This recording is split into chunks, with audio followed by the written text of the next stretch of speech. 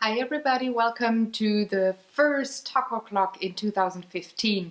Happy New Year to all of you, and I hope you celebrated and got well into the new year, no slipping on any icy streets or whatever.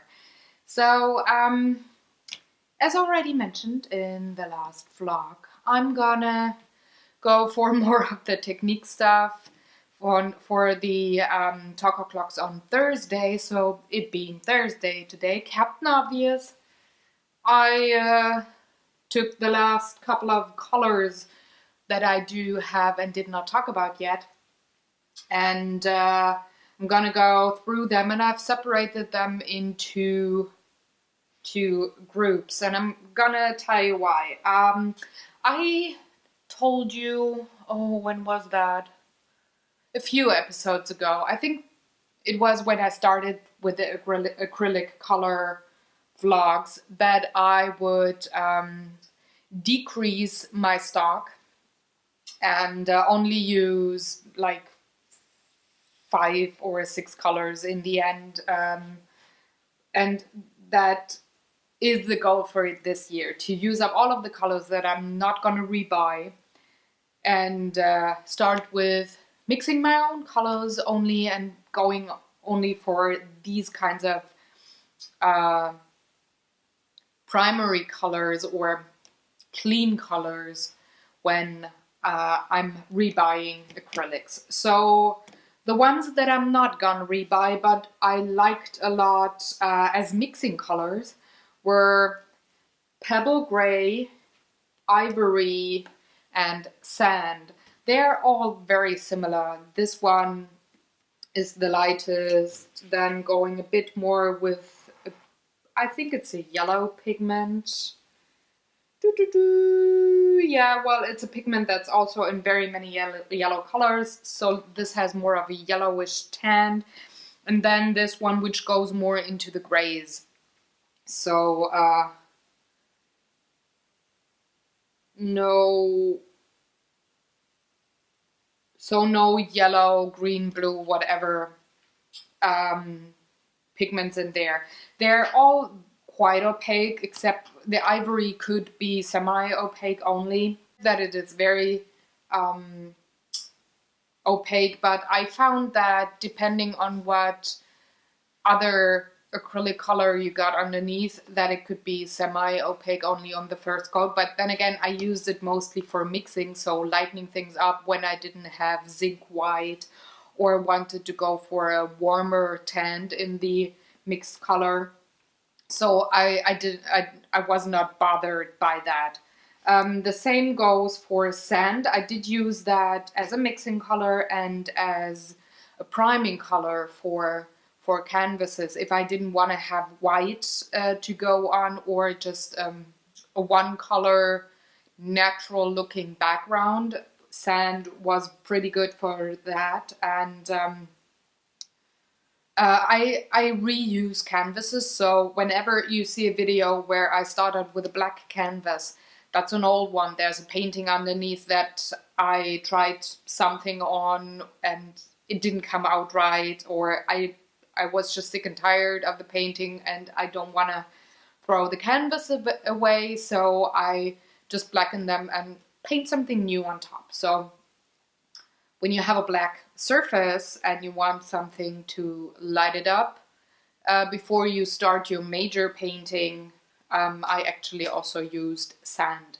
So this is a very nice tone to, well, lighten up a canvas or to soften it, make it more natural and not the bright white that you can buy pre-primed canvases with. With the Pebble Gray, I use that mostly for highlights when I painted black and white paintings and did have a yellow gray as my main color and not a cool gray. Excuse me, so a warm gray, I should say. A clean white could be too much as a highlight, so I went for the Pebble Gray instead, and that kept the warm feel of a black and white painting. Other than that, they're pretty nice again, mixing colors, but I think there's other ways to achieve the same thing, and I don't need to have 3 bottles just for mixing those colors. If you're a beginner in acrylics painting, however, and you're not too comfortable with mixing your colors on your own from only blue, red, and yellow, or if you just want to save yourself some time and have a lot of natural colors in your painting, I would recommend going for these tones. They're very appealing to the eye once they are on canvas.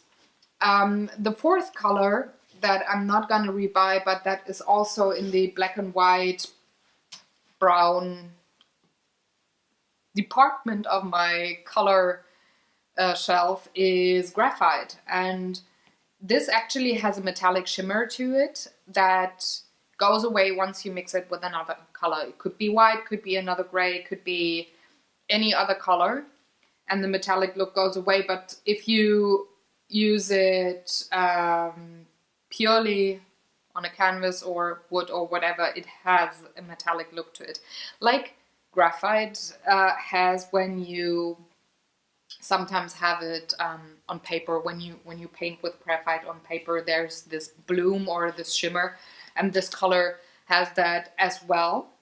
It's pretty much just a 2 pigment color, so very clean, also very opaque, but again, I used it more for mixing, especially on black and white paintings, because it has just a very nice dark gray tone. And by mixing a bit of black and a bit of white to it, I got the perfect tone and didn't have to start from scratch, and got rid of the metallic look as well. So this was pretty much just to save myself some time when painting black and white paintings and mixing colors. Also, this one got quite a bit of use when I went for I call them industry paintings, so you have steel on them or copper, anything that looks like heavy industry in the early 20th century. If you go for that style with maybe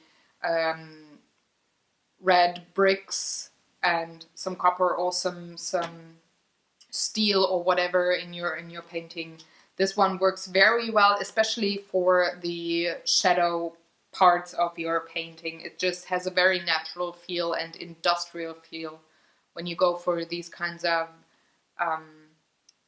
paintings, these kinds of images or sceneries that you're going to paint. But I'm not going to rebuy it because I'm stripping down my stock, and I'm using spray paints meanwhile to go for any metallic look if I want some, and there's not too many times that I do sceneries or whatever that have to have a metallic feel to it. So it didn't get a lot of use in the last year, so I'm gonna strip that from my shelf. The colors that I'm going to rebuy once they're empty are my 2 favorite and only used brown tones and my black. Let's start with black. I use lamp black, which is, here's the thing, when you paint acrylic colors and you use just simple plain black, it has a very matte look to it once it's dry. And while all other colors might have a bit of a gloss to them once they are dry, the black sticks out in your painting. So this one has a tiny bit of a shine to it once it's dry. So that's why I like the lamp black over any other blacks that are available. However, I don't use black that often in paintings for shadowing and stuff like that. I use brown or dark blue. And this one gets the most use when I go for black and white paintings, of course, or when I do a comic-y, cartoon manga-esque painting, maybe a cartoon painting, a kid's painting or whatever, where you have maybe black outlines or but just a lot of line work that you would use ink for on paper maybe. So I'm using the black for that.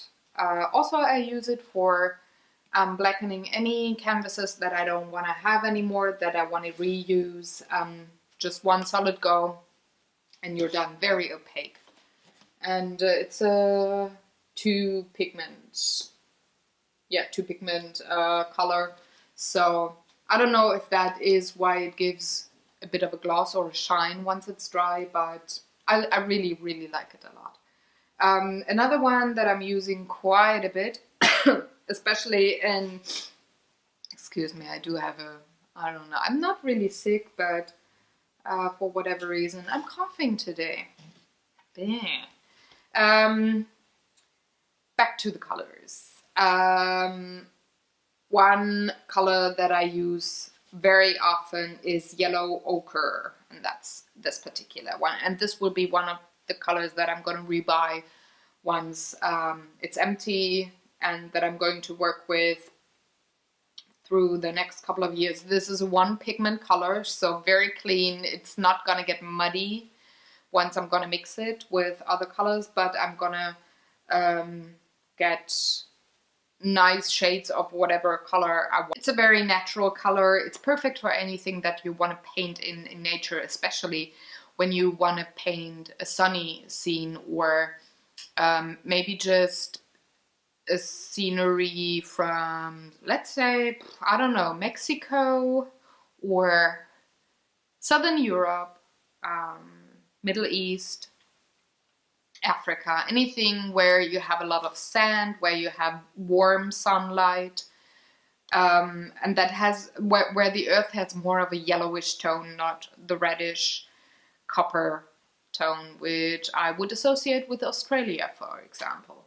So if you go for these kinds of paintings, they're perfect. It's also very good to use for natural hair if you are more into portraits. And anyway, other than that, it's a very good mixing color, especially for yellow and orange tones. It's nice when you want to shade those colors that have a shadow side, just mixing a bit of the yellow ochre into it, and you get like the middle tone, the medium tone, before you go into the very dark tones for the darkest of shadows in your painting. So I really like this color. It's also opaque on the first go, so you save color. You don't have to use a ton to get the pigment onto the canvas. Another one that has 2 pigments is Van Dyke Brown, and this is my most favorite all time, using dark brown for shadows. I can mix it with pretty much anything or any color to achieve a very dark tone to have a shadow of whatever object I'm going to paint. And this one is for the warmer paintings. Back with the blues, I said that I use Prussian blue a lot to shade colors, but that is more for the cooler things. So any greens, yellows, I don't know. I even use it in black and white paintings sometimes. Just put a little blue in there, and it just has a certain quality. When the painting is in a certain light, it just shimmers through, so that's nice. And the Van Dyke Brown does the same for me when it comes to the warmer colors. So I love to paint and shade red tones, oranges, yellows, any browns, of course. So pretty much the warmer colors, I'm using the Van Dyke Brown to mix the color for the shadow, while for the cooler colors it's blue. And I use that frequently, like pretty much all the time. And I even, well, when I mix Prussian blue and Van Dyke Brown together, you get the darkest shadow ever, like the darkest color that is not black, but feels or looks like black to the eye, but a natural one. So even when I want to go really dark, I can use just one color, which is Van Dyke, plus a tiny bit of blue, and it doesn't even have to be Prussian blue, it can be any other dark blue, and you get the darkest color ever. So I really, really like that. If I want to go for very dark gray, I just mix a red, blue, and the Van Dyke brown. It's more on the cooler part of the spectrum of grays, but it's not too cool as if you would just mix black and white, for example. There's a certain quality, I should say, or I would say, to the color if you mix it with blue, red, and a bit of brown. And it's very dark and it's very lovely, and it just feels very natural to the eye when you have that on canvas. Give it a try if, Jesus Christ, if you haven't yet, and I wonder if you like it just as much as I do. So these are all of the remaining acrylic colors that I have in my stock. So we're pretty much done with acrylics. And you please let me know in the comments below what other medium I should go for next. Should it be watercolors? Should it be paper? Canvases? Just throw something at me. It could also be colored pencils. It could be pastel chalks. Anything but oil colors, because I don't have them and I don't use them. I've never painted with oil. But if you want to know about any other medium that I do like and use quite a lot, especially in my mixed media art journals, let me know. Otherwise, I guess I'm just gonna pick something.